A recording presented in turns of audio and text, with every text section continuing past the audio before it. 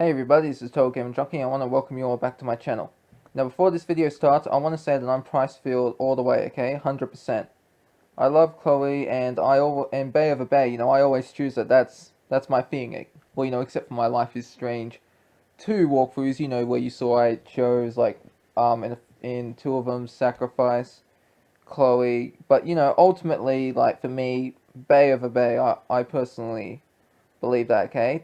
That will always be my relationship state for Max and Chloe. Now, this is, I guess you could call it a nitpicking video. Basically, what I'll be doing is delving into the Pricefield relationship, talking about the ups and downs of it, the pros and cons of Max and Chloe being friends. Okay, now I honestly, Chloe's just awesome. There's no pro. I'm always 100% side with Chloe. Like, like, I do this with some characters in games, like, take Kenny from The Walking Dead, for example, Season 1 and 2, 100%, but with a New Frontier, I guess you could say it's 99%, because if I want him alive, I either have to stay at Wellington, or, or just take AJ and leave, and that's bullshit. At least, well, I can see him committing suicide if he's alone, but when you stay at Wellington, no, I believe he'll live on. He'll live on. I'm 100% sure. If you get the Wellington ending, which is the best ending, he'll live on. But we're not here to talk about that. We're here to talk about Before the Storm. Well, I'm starting with Before the Storm, basically. Now, before Chloe's dad died, her and Max, their friendship was at its peak. It was at like 10 out of 10. It was at the highest form, basically. And you can see through the game, through their interactions, all the stuff they do, blowing up dolls, and how they share the God Stopper, and how they play pirates and do treasure hunts. You can tell it's like a real good friendship. You can even see you can even see a few photos around the house. For example, if you take a look at this one, no, not that one. That's actually funny thing. It's an error, but on the developer's part, because this photo is actually meant to be one of Max and Chloe before William died. But as you can see, they have the same faces that they do in Life is Strange. They can't have this because, like, for me personally, I like to think of it as a picture from an alternate reality where Max didn't move to Seattle and William's alive. Basically, that's what I believe. Okay, and that makes me happy because of all the realities of this game, this is the one, like the one inconsistency in the game that I'm like, I'm okay with this, and this is what I believe it to be. This is the photo I was talking about. Now you can see in the bottom right corner it says 2001. Okay.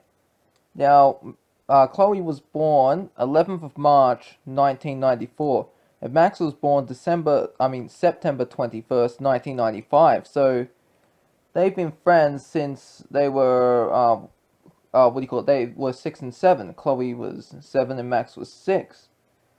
And for me, when I found out this information, because I remember playing Before the Storm, like, because that's where you find this photo in the farewell episode, and to think that their friendship goes that far back, because I thought they knew each other from when they were 8, but it actually goes back further, and Max actually lives a half a mile away from Chloe, so it wasn't really that far. They could always catch up and hang out together, and that's what they basically did. Their whole lives as kids and early teens, sorry about that.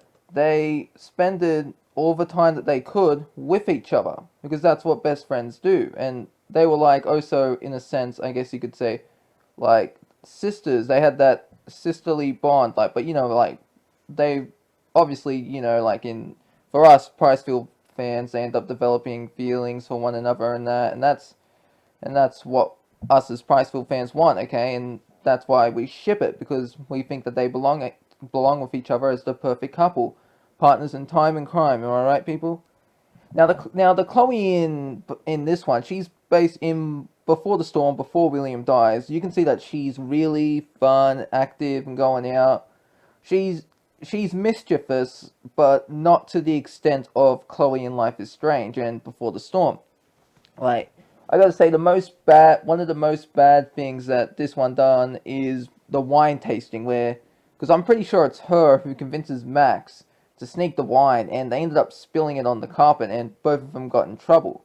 But there's also another incident where Max plays a message on the voice machine, and you can actually hear a teacher talking about Chloe and how she got in trouble from from basically bullying another student. Now, what happened was there was this student named Marissa Rogers who was teasing Chloe and making fun of her for getting into Blackwell on a scholarship.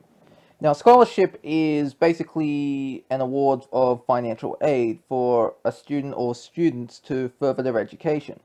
They're awarded based on various criteria that person or persons makes, and what they do reflects the values and purposes of the donor. Like, what I mean is, let's just say you are into art, and and you get a scholarship for art. It's being paid.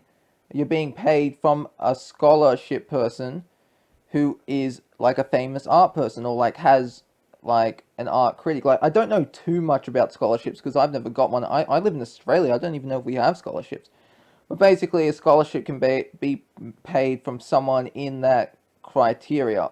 So if you're into art and you got like an art scholarship person, they can pay to get you into private school or privateering. Not privateering, but you know what I mean, basically.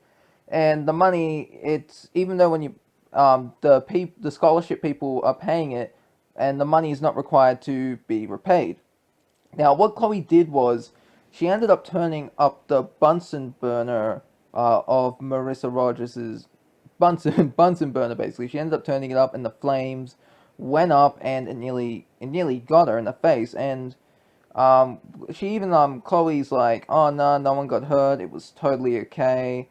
But like basically for me, like she had it coming. Okay, Chloe was not the bully, and that's really bullshit. Okay, like for me personally, after looking this up, I think people who pay to get into scholarships are really the ones that shouldn't belong because getting a scholarship, it should be you have great skill and or talent or like great skill or talent at what you do, and the people when you apply for scholarships that should be able to get you in. You shouldn't be judged based on how you got into the school. That's ridiculous. Now, I know Chloe says like what she did was basically the worst thing she'd ever done in that point in time, but I don't think that was because Chloe knew what she was doing because you know how good at science she is. Basically, if you look in Life is Strange 1, you look all around her walls, you can find that you can actually find an old report card of her grades, I believe it is, and you can see how high up they were. It was only after her dad died did her grades start slipping and she started slacking off at Blackwell, or Black Hell as she calls it. Now, it was after William died that Chloe started acting out more, basically. Well, I don't think I need to tell you all, but I'm gonna anyway.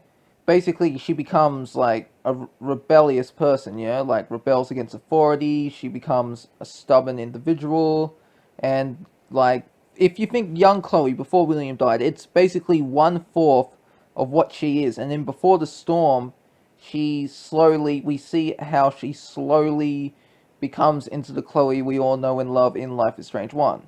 Basically, she ends up becoming a punk. She loves to drink and get high. Nothing wrong with that.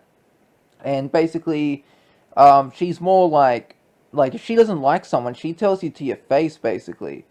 And it's like, screw you. And that's what I love about her, her big mouth, because she just shoots off at the mouth. Like, she doesn't think, she just says what she thinks about you. And I like honest people like that.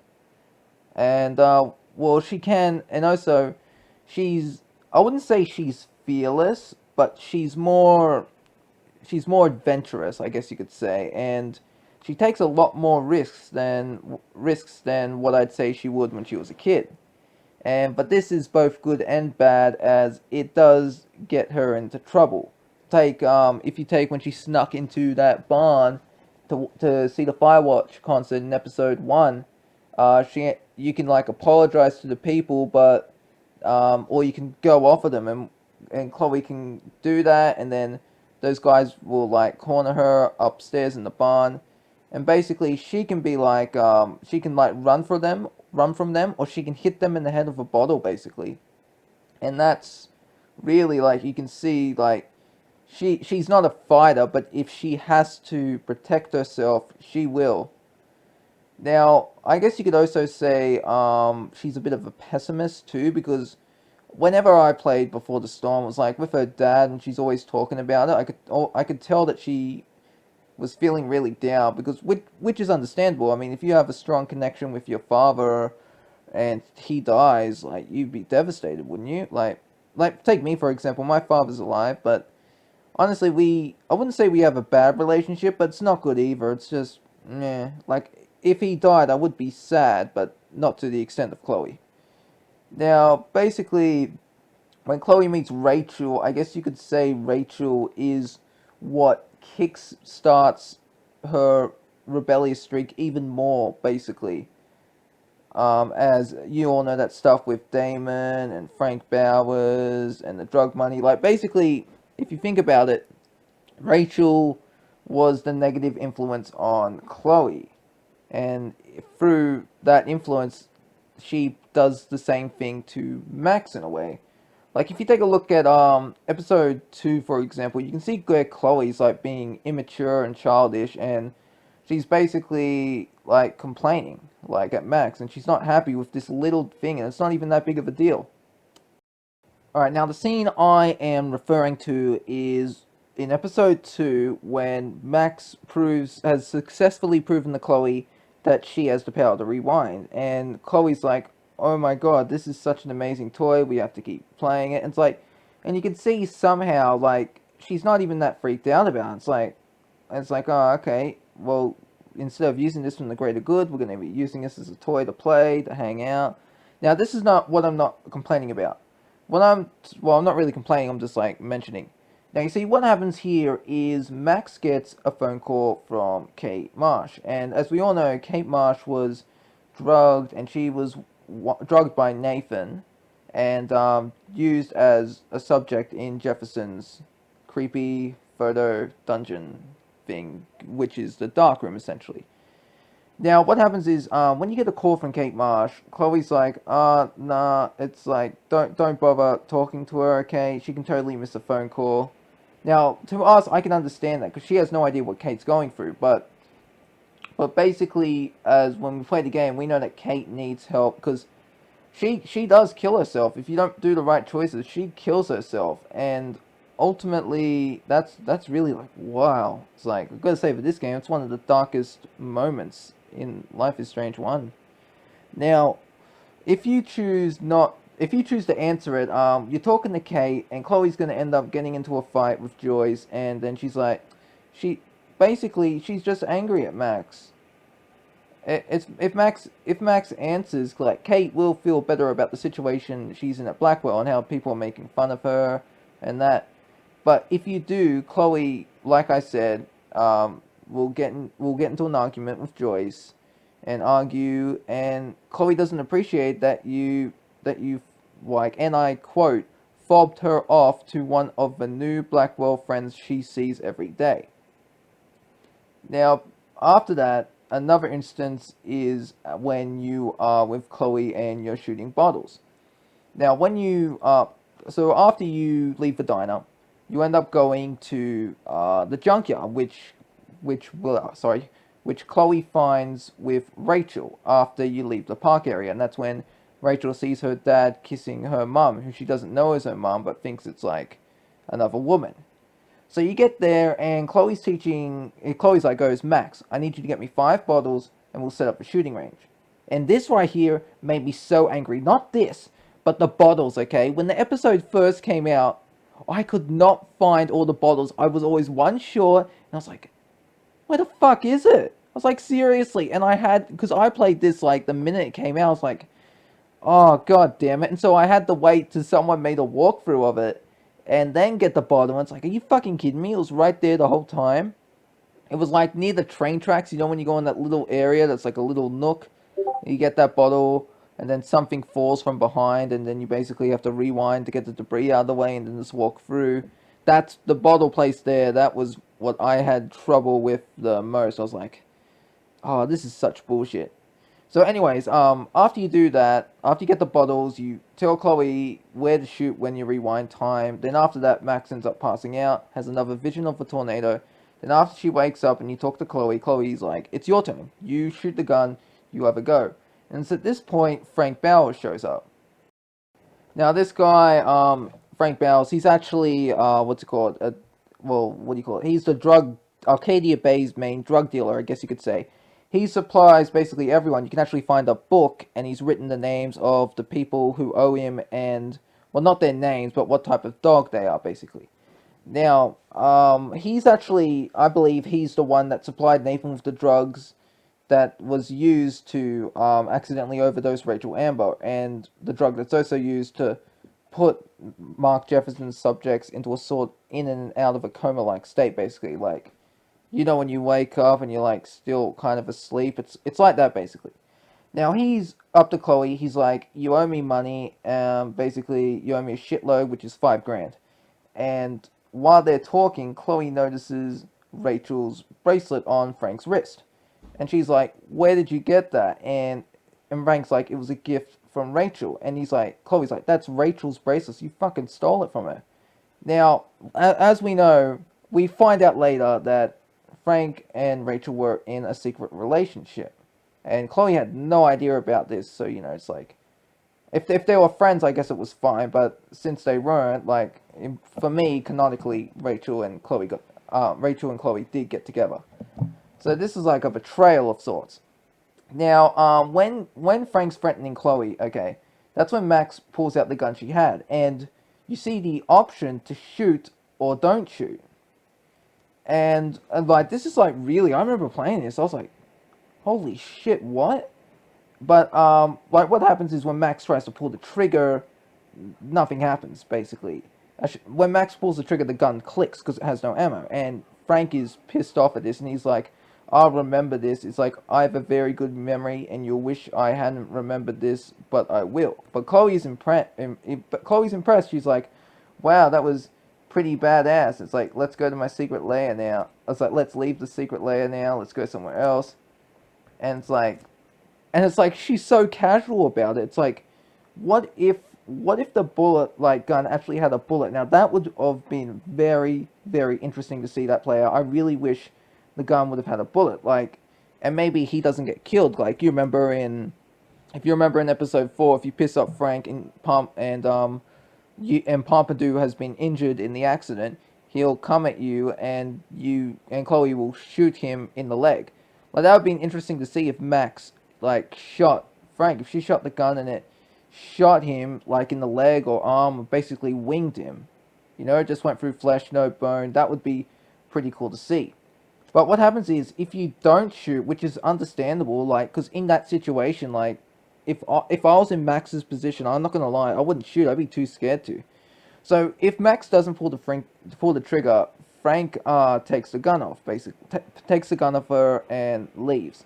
And Chloe, she's just disappointed in Max for not shooting, and is basically like, "Well, thanks, Max. You just lost my only form of protection against Frank Bowers and any asshole in Arcadia Bay." And it's like, Chloe, we may be best friends, but we've only been together for what, 2 days? Why the fuck would I shoot him? I didn't even know him. It's like I'm gonna go to jail. Like, but yeah, I get it, like, but I did shoot too. I shot because I was like, yeah, no one shoots my Chloe and gets away with it. So, anyways, after that, as we know, she gets caught in the train tracks, and then we have to rescue her out of them, and we do, and it's like, okay, a job well done. So, in the beginning of episode 3, we break into Blackwell at night. Well, we're on campus, so it's not really breaking in, but the school, basically, Principal Raywell's office, basically. Now, when we're in there, we gather information on the folders. We learn a little bit about Rachel Amber, Chloe's time there, how the Prescotts are covering up Nathan's bad attitude. Because if you look, a lot of teachers are like, Nathan's a bad student. He's like rude, disruptive, insulting. But because Sean Prescott is paying off Wells, like he's falsifying these reports. He's like, Nathan Prescott is an upstanding student and continues to honor the Prescott name with how good of a student he is. And I'm like, fucking hell, because it's people with like this. It's people like the Prescotts. Like if you've ever seen if you ever seen 13 Reasons Why, it's like Bryce Walker. Okay, he like raped two students. Okay, you, and what happened? He got expelled from the school, and and then other minor stuff happened to him, but that was it. He never got arrested. Basically, he basically, well, he did, but ultimately, all he received was a slap on the wrist. And it's like I remember watching it. I was like, oh, that is bullshit. You know, it's like, and Bryce is one of those characters where it's like, oh god, I just want him to be like, I want bad things to happen to him. It's like I basically, I want him to be raped essentially. Okay, by a bunch of guys, like just like a big gangbang. And honestly, if that were on TV, I'd watch it. I'd get a thrill out of it and joy because I'm watching him get what he deserves, basically. But anyways, moving back on to The Office. So after you get all the files, it's like, okay, yeah, Chloe, sorry, Chloe's like, hey, Max, get over here and have a look at this. And she's going on how Nathan accused Rachel of bringing drugs onto Blackwell grounds, and, what's it called? And David Madison? No, David Madsen, I think it is. David Madsen, I might be, oh, God. I don't even, step douche, you know what I mean. David Stepdouche went along with it because he was like, oh, nah, Rachel's a bad influence on Chloe. They shouldn't hang out. And honestly, like, I guess in a way he's right, but he is such a dick about it. Like, even when Max shows up, like, if you're on episode 1 and you're like, oh, hey, I'm sorry, like, that was my part. You defend Chloe, and he's like, I'll go tell the principal, and that's what he does. He basically rats you out and saying, oh, Max has been supplying my. It's like Max is smoking pot with my stepdaughter, and it's like, fuck you too. And also, and even if you don't interfere, like if you don't step in to help Chloe, she ends up getting slapped by him. He slaps her, and it's like she's not your daughter. It's like you can't lay your fucking hand on her. And he's like, you'll do what I tell you. I'm your stepfather. I remember reading this other fan fiction where he was just more of a cunt, like times 10. Believe me. It's like imagine turning a knob from half ass to quadruple ass. That is a lot of ass. Anyway, so Chloe's wants to take the cozy chair out, as she calls it. But Max is like, no, we can't do that. And Chloe's like, oh, okay. And so she opens a drawer and she finds money in it. And the money is, what do you call it? How much was the money? It's $5,000, that's it. And I actually made a mistake. I just want to retract what I said. She didn't owe Frank $5,000, but I'm pretty sure it was like a few thousand. But Chloe's like, oh, Max, let's take the money, so that way I can pay off Frank. And basically, when you're like, oh, Chloe, I don't know, stealing from the handicap fund, she's basically like, fine, just rewind time so you don't have to give me a lecture. It's like, or take the money for yourself and don't let me know about it. It's like, it's better than you lecturing me. And essentially, she's guilt tripping us into stealing from the handicap fund. Now, I'm okay with stealing from the handicap fund because there is not a single disabled person at Blackwell, okay? Because honestly, I thought that money for handicap fund was complete and total bullshit, okay? Like, the irony is that Chloe is handicapped in the end of the episode. She becomes a quadriplegic. Or is it karma if you take... Well, no, I guess I'd say it's irony. It's not karma, because it's going to happen anyway, but that's the irony. If you take the money, she ends up being a quadriplegic anyway, so I guess it's ironic. I'll stop saying that word now. So after you do take it, you'll actually notice like a few things later on in episode 3. Chloe will actually end up changing her phone on her photo from Rachel, the screensaver from Rachel to Chloe. and that's like a sign you're getting the trust back, basically. And what happens later is when you go downstairs, she ends up arguing with David again, and it's like basically um, he he's like angry with Blackwell. It's like, oh, some punks have been snuck into the pool last night. Basically because he's like, we need surveillance systems, we need security cameras. If we had those, Rachel Amber would still be here and not missing. And I do agree with him on this point. But basically, so it's after you sneak and get the files, because he's stalking everyone. He's even stalking Max. Um, he harasses Kate, basically. I hated that when he did that.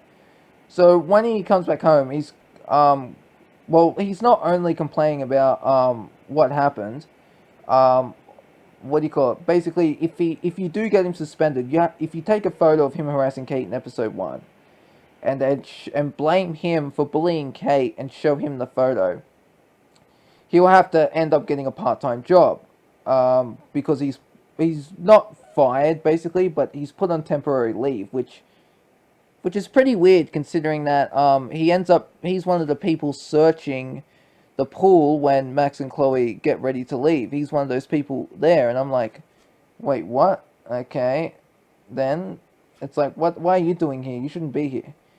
And when he sees Max, he's like, oh, what's this? Your Rachel Amber Halloween costume? It's like, fuck you. And this ultimately leads into a fight. Now, if you support Chloe on this, what happens is you bring up how much of a dick he is towards other students, including herself, and the files that he has on his computer about Kate and Rachel. And she also, she can also bring up the matter of David hitting Chloe if you choose to stay hidden in episode 1, in case any of you didn't notice. And Joyce is like, what? She can't believe this happened. And David's like, I'm not explaining my actions or anything. It's like Chloe, she lacks discipline. And basically, Joyce is like, asks him to leave the house. And he's like, you're kicking me out of my home. And Joyce goes, it's my home, David, paid for in my name. And he's like, I thought I knew a lot of things, like when being outflanked. He makes like a war reference, basically. And basically, he's like, I never want to see. He's like, Max, I never want to see you again. And Joyce is like, don't blame yourself, Max. David brought it on himself. And Chloe is like so happy. She's like, oh my god. It's like, Max, thank you. It's like, oh my god, finally they might separate. And it's like, and she's like, don't you dare rewind this decision. She's just like fucking ecstatic, let me tell you. But if you do choose to side with David, basically what happens is you go and like to Chloe. There's no proof he's done anything wrong.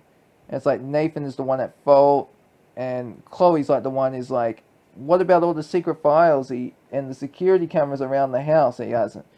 And Joyce is like, enough. It's like I don't want anyone accused of anything in my house. And David basically thanks you. He's like, thank you, Max. What do you call it? And he's like, it's my family too, you know. It's like, it's not, even though like even though I'm not Chloe's dad, I'm still part of this family. And Joyce is like, thanks, Max. It's like, I know Chloe won't appreciate you supporting David, but thanks for doing it anyway. And Chloe is disappointed, and she even goes far as saying, Max, use your rewind to change this decision. I don't like it. And so basically, that's it. She's like, she had one chance to get rid of David from her life, and if you support him, it's like she wants you to rewind it. She basically wants to give up her mother's happiness so that she could be happy by herself. Now, like I gotta say, that's kind of pretty selfish when you think about it, you know. But I think after all Chloe's been through, she deserves to be a little selfish, basically.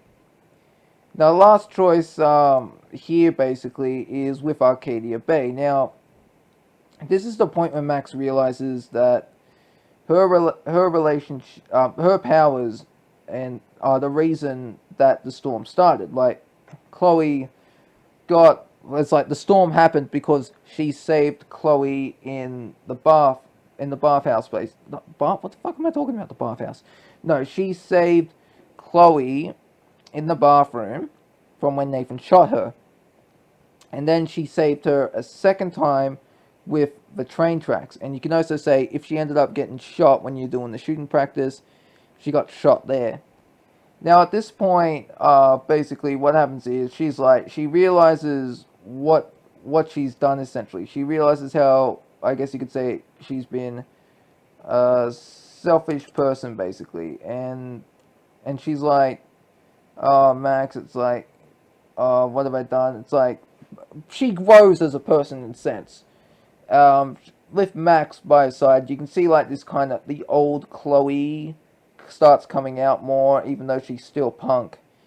And as the game ends, she becomes a little more caring, and she admits her selfishness towards the end. She's like, I've been selfish to neglect to my mother for being happy.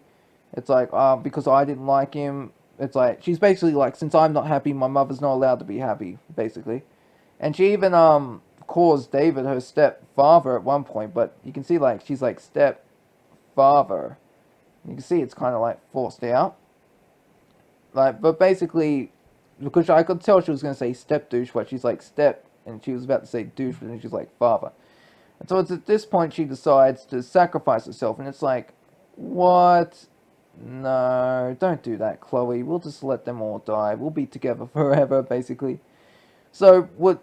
So I guess like that choice could be her. If you choose to sacrifice Arcadia Bay, one of the ways you could look at it is Chloe's selfishness is basically rubbing off on Max. I guess you could say. And that's why she lets that whole town die, and then the two drive off into the sunset together to live happily ever after. But I guess it's not like, I'm not saying Chloe's a bad person. I'm just saying that when a person, good people can become bad given what's happened to them in life, and bad people can become good basically.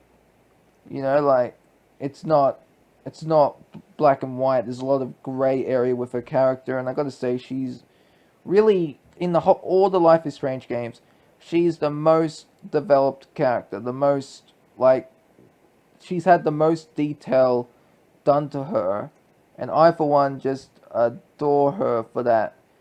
Like one of the things, I don't know if you actually noticed, but she's actually like kind of has, she does, I believe this as well, because she does have a few symptoms of borderline personality disorder.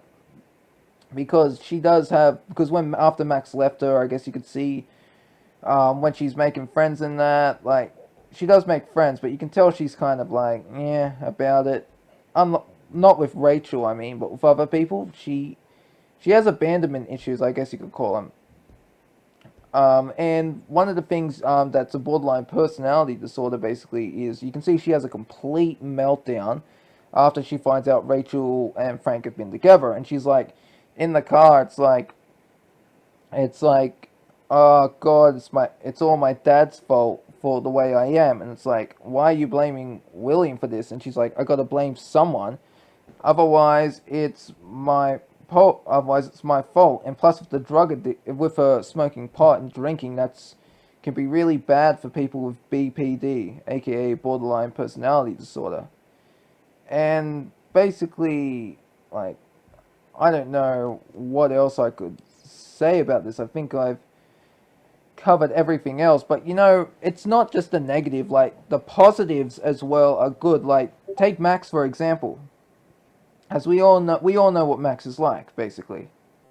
Like, we all know she's shy, basically. She's not really like a people person, at least the way I view it, because 5 years in Seattle and she only has two friends, Kirsten and Fernando, or Ferdinand, whatever he was called again.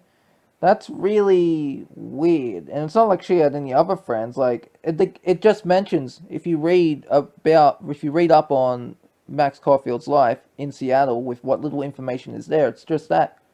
She had those two friends, that was it.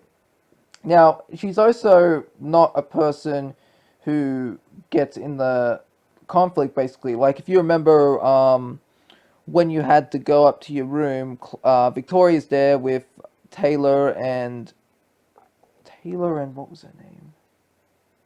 K- No, I forget. I forget the. We're gonna call her Crony, basically. Courtney, that's it. Courtney, not Crony. There we go. And and and Victoria's basically, she's like walking around the circle, and Max is just like teasing her, and she's like, "Why don't you go fuck yourself?" It's the best insult ever, by the way. And she's like, "Get lost." And so you can't pass. Like Max doesn't have the courage to stand up and say, "Screw you, Victoria. Get up now." I was like, "Get out of my way." She doesn't even try to get past. What you have to do is make Samuel spill paint on her by accident, of course, and then you can take a photo basically and insult her. Like, now wait, hold that pose. And I was like, yes, fuck you, Victoria Chase. But after meeting Chloe, you'll see in episode 4 that Max is more confident. And she's even like the Chloe. I mean, she's even going to Victoria.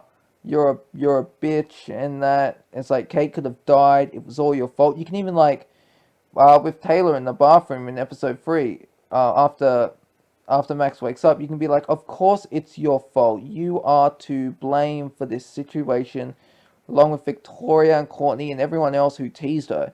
She's like, this is my fault. It's like, you're blaming me. Well, fuck you. And it is her fault. Like, because if you remember, they're all like bullying her basically.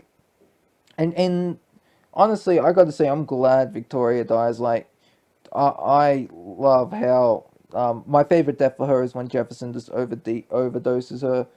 Oh man, it's so sweet. Let me tell you, because she's idolized over Jefferson. Let's face it, she's like a bitch in heat when she's around him. She wants to fuck him. Okay, that is no secret. We all know that. She even goes as far as to blackmailing him. I don't know how she blackmails him, but she admits that if she's in the dark room with Max. She says she blackmailed Jefferson so that she'd win the Everyday Heroes contest. But how isn't determined. Like, I don't know how she did it, but if any of you do, let me know. And, like, basically, I think despite all these negative things, Chloe's relationship has more of a positive outcome on Max than a negative one, because like just you can actually see a personality shift change in Max, like because she kind of to me Max, I don't know, when I was playing the game first, I don't know, she kind of seemed like one of those, I wouldn't say the Kate, she is shy, not the Kate's level, but she does kind of have that, and she can be a bit nosy. I won't lie, Max. Like when you find Dana's pregnancy test, it's like, uh oh. And how is that? How could you even get mad at Max? It's like, Dana, you should have thrown this out. I mean seriously. And like ultimately, it's like, why do you even have this here? Why would you have this in plain sight if you're trying to keep it a secret? So you should just get rid of it. So all in all, in this video, I am a Pricefield supporter, and I believe that Pricefield will live on to the end of time, or well, to the end of Max's time, because because she has power over time, and once she dies, then the time will continue on, unchained, and free to do whatever it wants. Alright, so that's really the end of this video. I hope you all enjoyed it for what it's worth. I wanted to make it 40 minutes, but you know, I'm good here. It's stopping at 39 right now. So let me know what you think in the comments below. If you think I'm just like putting shit on Pricefield, which I'm not, by the way. I'm not trying to, but I'm just thought it'd be fun to go over this thing. Really, you know, just kind of nitpick at it. Anyways, I hope you all enjoyed this video, and I'll see you in the next one. This is TotalGamerJunkie, signing off.